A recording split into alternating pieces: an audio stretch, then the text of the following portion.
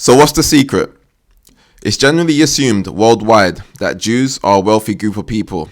Wherever they congregate, they tend to own the land, the businesses, occupy the best professions, with many becoming doctors, lawyers and dentists, all jobs which demand a high salary. But past this general suspicion and stereotype of this group, do the numbers themselves back it up? Well, in this case they do, and the numbers make up for some interesting reading. In America, a consensus was carried out in order to determine the median income of the nation as a whole, but also along racial and ethnic lines. The median salary for the entire sample was $48,000. What was it for the Jews? $151,000. That's more than 3 times the national average. Not convinced? Well, there's more. 35% of the Nobel Peace Prizes which has ever been awarded has been given out to Jews. Just in case you're wondering what's the big deal with that, the Nobel Peace Prize is the most prestigious award you can receive in the fields of science, literature, and social activism. And in order to achieve this, you need to be at the height of your field. But I know some of you are still thinking, but Jordan, that's in the space of academia. What has that got to do with being wealthy? Okay, be patient. There's more. Jews make up less than 1% of the world's population. Yet, approximately 25% of the world's billionaires are Jewish. Yep, you heard correctly, not million, but a billion. But what is the cause of all this? Is it simply because Jews, as the scriptures say, are the chosen people? Maybe, but not everyone who's successful in their respective field and have amassed wealth are Jewish. Is it their genetics? As soon as they're popped out of the womb, do they have an immediate advantage in the areas of money and academia? Again, there is an argument, but Jews aren't a race of people in their own right. They're a group of people who belong to the same religious sect and follow the Torah, which is their version of the Bible. Whilst your average Christian may know a verse or two from the Bible, Jews are trained from infancy to read the Torah and study it and to never stop until they die. Why? Because to them, following the teachings starts your journey to living a righteous life in the eyes of God. And as a result, God rewards them wealth and richness in this physical realm. I know people listening aren't all going to be religious and may dismiss what I say on the grounds that they don't believe in God or a higher power. But that's okay. You don't need to convert to the faith. All we have to do is be aware of the principles in which they take from the Torah, in which case there are 7, and apply them to our life, regardless of you being secular or not.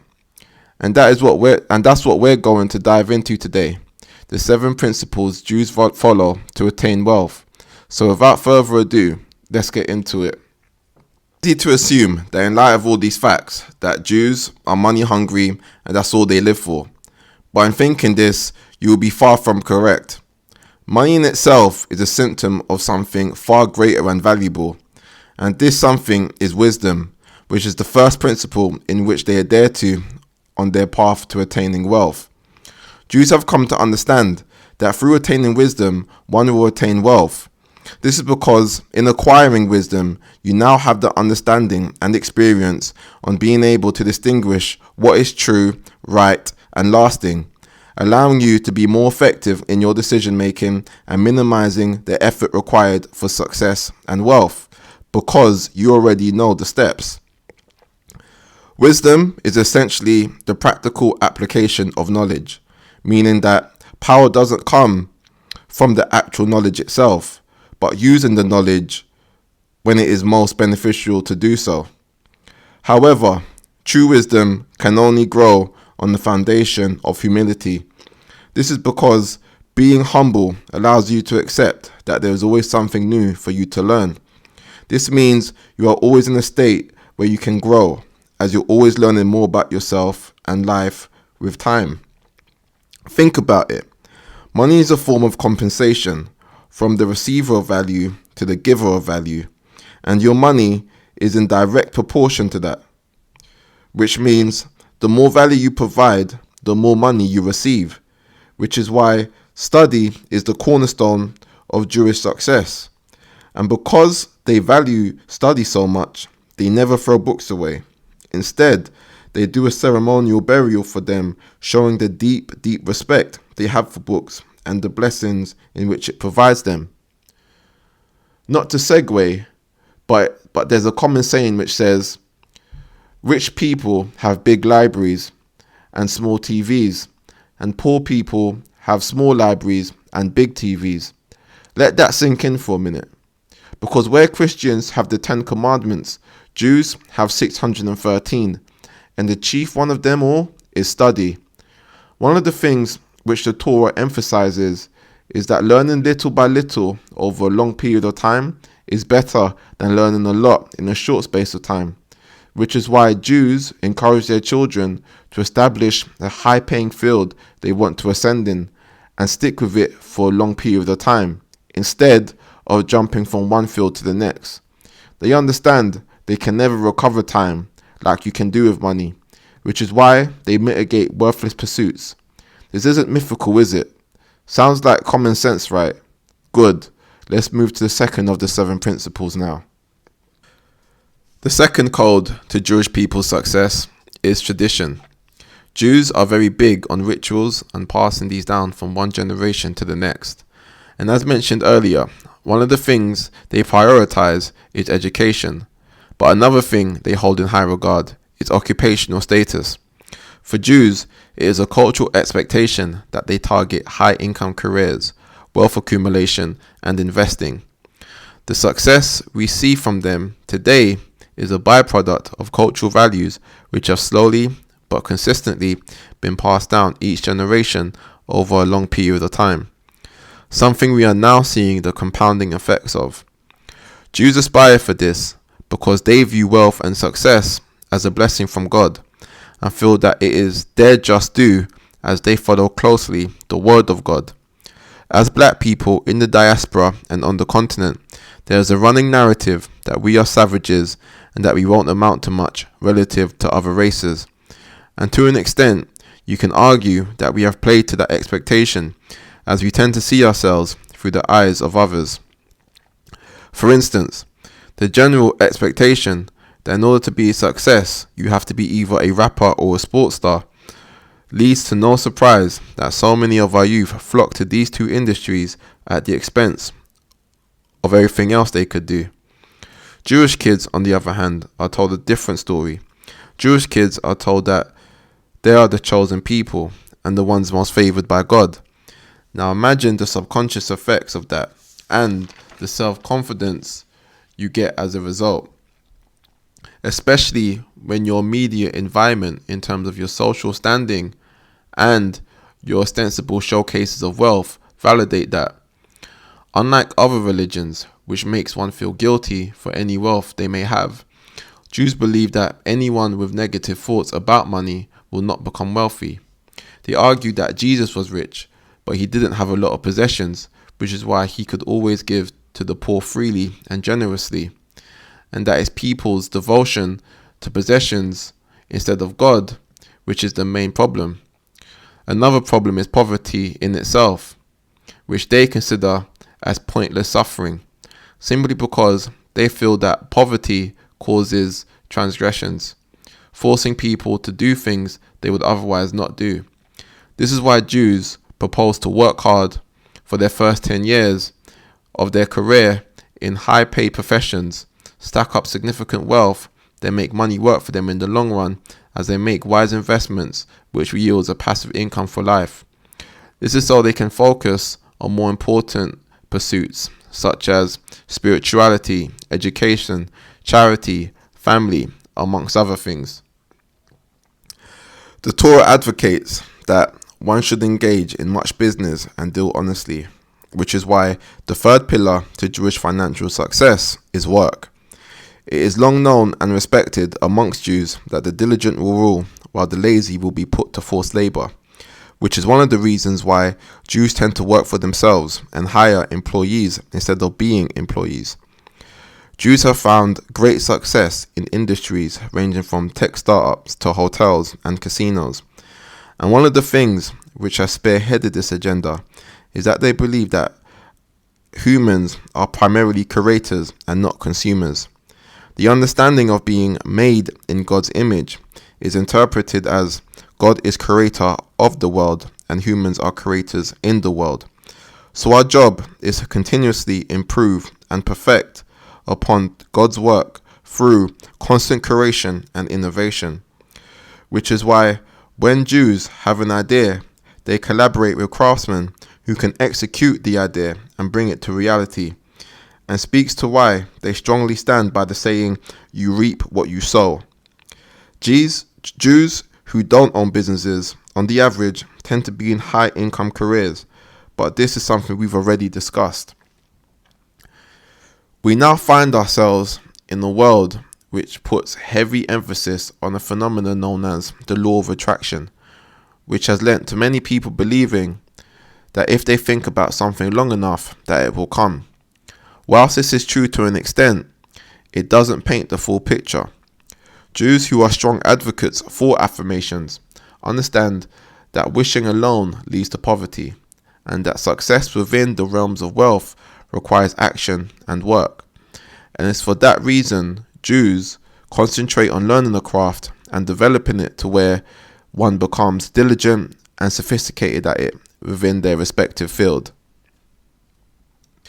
Jews have a third of their money invested in land, a third invested in merchandise, and the remaining third ready at hand. The last point is important because in the event of something bad happening or an opportunity arising, how much money you have at hand will determine how effectively you can respond, which is why they advocate you selling possessions in order to keep yourself afloat. Early in life, Jews invest in high-risk, high-return financial assets, such as stocks and bonds, in order to build wealth quickly, which is why they put less emphasis on home ownership in the beginning of their lives. It's these financial assets which accounts for their wealth advantage. Reason being is that their money grows with the same companies in which they invest in. And just in case you didn't realize, investing is the fourth pillar to Jewish financial success. The common understanding is that if you don't sow, how will you harvest? In other words, if you want financial blessings, you need to sow seeds of financial blessings, which is why in the beginning, you need to hold back on spending and live frugally until you grow a war chest in which you can invest with.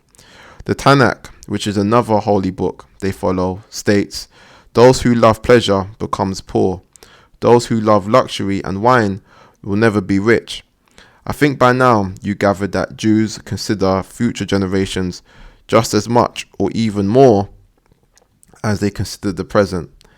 And for this reason, they attempt to amass as much wealth in order to provide a stronger foundation for their progeny to build from.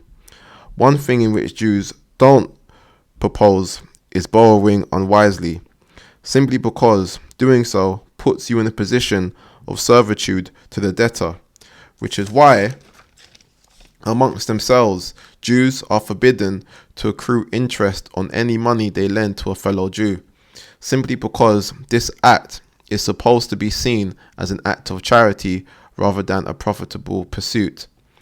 This taboo, however, is lifted when it comes to lending to people who are not Jewish. Before I move on to the next pillar, I want to stress two things. Firstly, up to this point, I think you'd agree that the path to wealth is simple, but it's not easy. Reason being that achieving these feats requires tenacity and self-discipline, something in which is usually the crucial determinant as to whether or not someone is to be a success, respective to their goals. The second thing is that throughout history, no investment class has provided better returns at a reasonable risk than stocks. On average, the stock market increases 6 to 12% every year, and across decades, the gains are even more monumental. This topic in particular is beyond the scope of this episode, but please refer back to my earlier ones where I covered this topic of investing in more depth. The fifth pillar to Jewish financial success is law. Jews are firm believers in that every action there is always an equal and opposite reaction, which is why they always advocate being honest in business dealings. Otherwise, bad karma will take you to your eventual ruin. The Torah says, Wealth gotten by dishonesty shall be diminished, but he that gathers incrementally shall have an increment. As discussed, Jewish people have a punitive attitude towards poverty and believe one can only be in such a position because they have no knowledge of the law. And for this reason, not much can be expected of one in that state, especially if one is not willing to change their ways. However, those who are willing to change their ways can claw themselves out of adversity and place themselves on the pathway to wealth. Jews see the institution of marriage as a sacred one. Reason being is that it is to them symbolizes one's oneness with God. And when you consider that your relationship serves as the foundation of which your family and wealth is built, you can see why who you choose to build your foundation with can be the most important decision you make in terms of your future. Because otherwise, the likelihood is that you'll be building from sand in which everything will eventually collapse.